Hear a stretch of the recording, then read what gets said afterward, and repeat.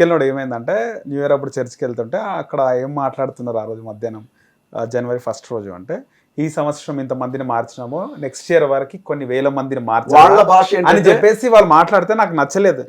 వాళ్ళ ఉద్దేశం ఏంటంటే ఇంతమందికి సువార్తను అందించగలిగారు, ఆ విధంగా చెప్పలేదు, రక్షించబడ్డారు ఆ విధంగా చెప్పలేదు. అదే కొంత విషయం ఏంటంటే బ్రదర్, ఇప్పుడు మీ నాన్నగారు అనొచ్చు నాతో, ద సేమ్ టైం నేను ఈ మాట అనకూడదు, వ్యూవర్స్ నన్ను క్షమించండి, నీ అమ్మ మొగుడు అని కూడా అనొచ్చు, 2 విధాలుగా అనొచ్చు. చెప్పేది మీ నాన్నగారు అంటే వినడానికి బాగుంటుంది, రెండో పదం తప్పుగా ఉంటుంది. రైట్. కొంతమందికి ఎలా మాట్లాడాలో తెలియక అలా మాట్లాడతారు. ఓకే, వాళ్ళ అంతరార్థం వేరే ఉంటుంది, కానీ వినేవాడికి అది కష్టం అనిపించింది, వీడేంటి ఎట్లా మాట్లాడుతున్నాడు అని మాట.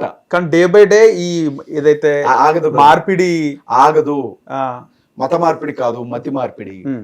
తాగుబోతులు మారుతారు, ఓకే, మందు మానేస్తారు, దొంగలు మారుతారు, దొంగతనం మానేస్తారు, వ్యభిచారం మానేస్తారు, జోదగాళ్ళు మారుతారు, హంతకులు మారుతారు, అమ్మా నాన్నకి తిండి పెట్టిన వాళ్ళు మారుతారు, బతుకంటే ఆసక్తి లేని వాళ్ళు మారుతారు, జీవితాలను మార్చుకుంటారు. ఓకే, మతం కాదు, మతి మారుతుంది. మతి మారుతుంది అంటారు.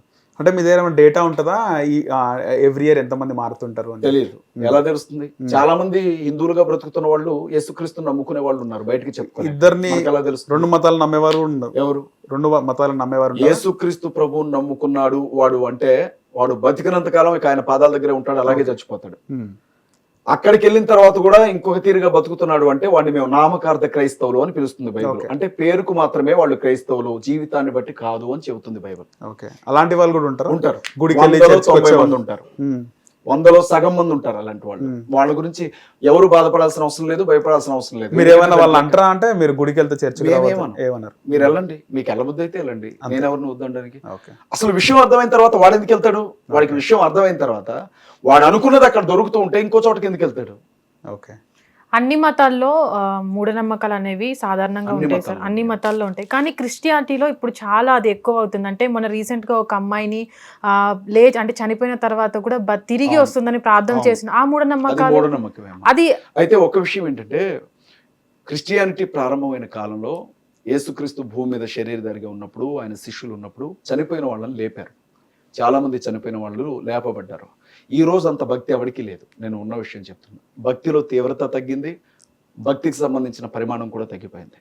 పాస్టర్లు 10 మందికి బోధించే పాస్టర్లే ఇష్టానుసారంగా బ్రతుకుతున్నారు ఇవాళ.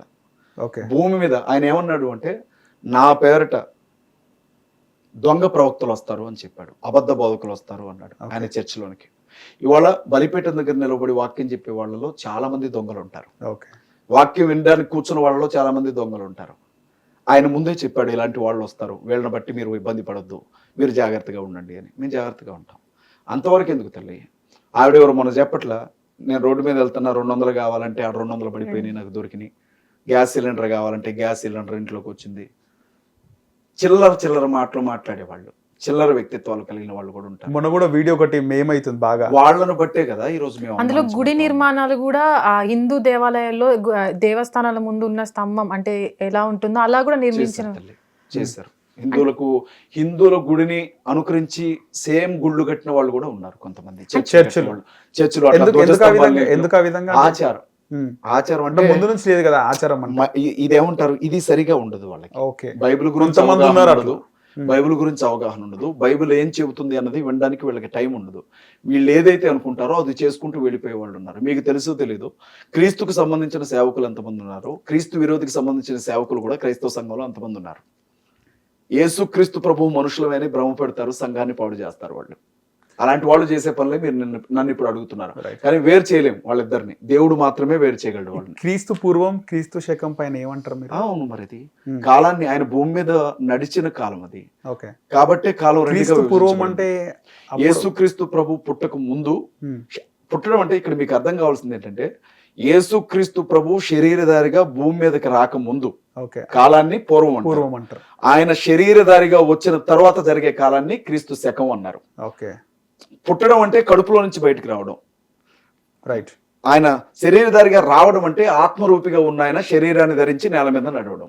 చాలా మంది అడుగుతారు, క్రీస్తు భూమి మీదకి వచ్చి 2000 సంవత్సరాలుగా, మరి అంతకుముందు మీ దేవుడు ఎవడు అని. దానికి సమాధానం ఏంటంటే, క్రీస్తు ఆత్మరూపిగా ఉన్నాడు. బైబిల్ ఏమంటుంది అంటే దేవుడు ఆత్మ అంటుంది. మేము విగ్రహాన్ని ఎందుకు పూజించమంటే, విగ్రహం కాదు దేవుడు, దేవుడు ఆత్మ అని చెబుతుంది, ఆత్మస్వరూపి అని చెబుతుంది. ఓకే. ఎవరైనా ఆయన్ని ఆరాధించాలనుకుంటే ఆత్మతో సత్యంతో మాత్రమే ఆరాధించాలి అని చెబుతుంది. ఆత్మరూపిగా ఉన్న ఆయన శరీరధారిగా భూమి మీదకి దిగి వచ్చి 2000 సంవత్సరాలు అవుతుందని మేము చెబుతాం. ఓకే. బైబుల్ చెబుతుంది, హిస్టారికల్ ఎవిడెన్సెస్ తో ఉన్నటువంటి ఆధారాలతో మేము చెప్పేది అది. ఓకే. వీళ్ళు ఏమంటారంటే, అంటే 2000 సంవత్సరాల క్రితం మరి మీ ఏసే లేడు కదరా, దేవుడు ఎవర్రా మీకు అని అడుగుతారు. ఇప్పుడు వినే ఓపిక ఉంటే సమాధానం చెప్పొచ్చు, అవమానించాలనుకున్న వాడికి ఆన్సర్ దొరకదు కదా. ఓకే.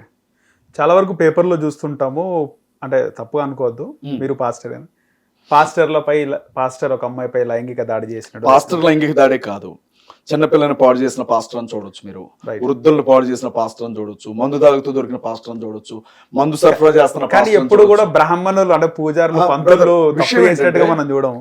ఎవరు చూడలేదు. గుడుకు ఈ హైదరాబాద్ లో భలే మాట్లాడారే, అంటే చాలా చాలా తక్కువ పాస్టర్ల పైన వచ్చే ఆరోపణల కంటే. వినండి బ్రదర్, చెప్పండి. ఆంజనేయ స్వామి గుడికి వచ్చిన భక్తురాలు కనపడలా, 2 రోజులైంది, పోలీస్ స్టేషన్ లో కంప్లైంట్ పెట్టారు. వెతికి చూస్తే గుడి ముందు ఉన్న బావిలో శవం దొరికింది. 4 years back. ఎవరు చంపింది?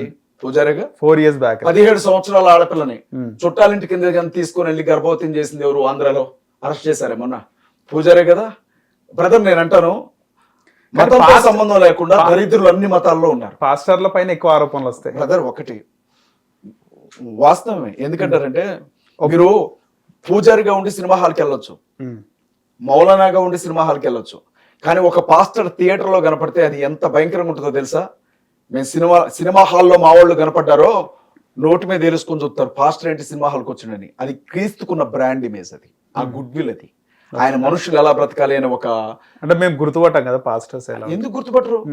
మీకు ఒక విషయం తెలుసా, క్యాజువల్ గా నేను సినిమా రిలీజ్ అయితే మా మిస్సెస్ ని తలుపు లోపల పెట్టేసి ఎవరు లేకపోతే తాళం వేసుకుని సినిమాకి వెళ్ళిపోయేవాడిని. ఓకే. 2012 వరకు నా జీవితం అది.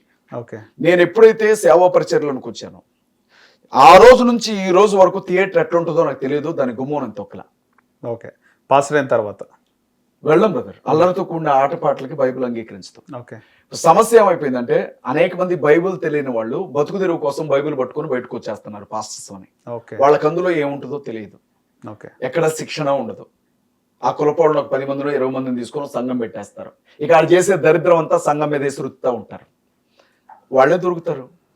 వాళ్ళని బట్టి ఇప్పుడు మీరు అందరూ అన్నట్లా మీ వాళ్ళు ఇట్లా చేస్తున్నారు, మీ వాళ్ళు ఇట్లా చేస్తున్నారు అని మేము పడట్లా. ఓకే. సో ఫైనల్గా అయితే మీ పోరాటం ఆగదు ఇంకా రిజర్వేషన్ సంబంధించి. బ్రదర్ నేను ఒక్కటి చెప్తా ఉన్నా, వాళ్ళకి రిజర్వేషన్లు ఇచ్చినా ఇవ్వకపోయినా వాస్తవంగా మాట్లాడుకుంటే నాకు వచ్చే నష్టం ఏమీ లేదు, కానీ ఒక మనిషిగా నేను ఆగలేకపోతున్నాను. ఇది అన్యాయం కదా? అన్యాయమా కాదా బ్రదర్? అందరినీ సమానంగా చూసేటప్పుడు దళితులను ఎట్లా టార్గెట్ చేస్తారనేది నా ప్రశ్న, దానికి ఆన్సర్ చెప్పాలి. లేదా అందరినీ, మా వాళ్ళ అన్ని కులాల్లో ఉండే వాళ్ళని, క్రైస్తవులందరినీ ఒకే కులంలోకి తీసుకురండి, బీసీసీ, లేకపోతే నో సర్టిఫికేట్ ఇవ్వండి, లేకపోతే నో క్యాస్ట్ సర్టిఫికేట్ ఇవ్వండి. హిట్ టీవీ యాప్, ఇందులో short news, live news, entertainment shows, movies, digital magazines తో పాటు మీ జిల్లా వార్తలను కూడా ఫ్రీగా చూడొచ్చు. ఇంకెందుకు ఆలస్యం, వెంటనే హిట్ టీవీ యాప్ ని డౌన్లోడ్ చేసుకుని ఫ్రీగా ఎంటర్టైన్మెంట్ పొందండి. Hit TV app. Hit TV app. Please download hit TV app. Hit TV app ని ఫ్రీగా డౌన్లోడ్ చేసుకుని ఎంజాయ్ చేయండి. మీకు నచ్చిన ఎంటర్టైన్మెంట్ కోసం హిట్ టీవీ యాప్ ని ఫ్రీగా డౌన్లోడ్ చేసుకుని ఎంజాయ్ చేయండి. హిట్ టీవీ యాప్ ని డౌన్లోడ్ చేసుకుని ఆస్వాదించండి, ఆశీర్వదించండి. ఇంతమంది సెలబ్రిటీలు హిట్ టీవీ యాప్ ని డౌన్లోడ్ చేసుకోండి అని చెప్తున్నారంటే ఎంత మంచి యాప్ ఆలోచించండి. అమెరికా అమెరికా అమెరికా అమెరికాలో చదవాలనుకునే వాళ్ళకి విశ్వసనీయమైన పేరు మన శౌర్య కన్సల్టెన్సీ. UK లో 1 year masters, UK లో 1 year masters, 2 years work permit up to 5 years visa. Contact Saurya Consultancy. Contact 89851 89851.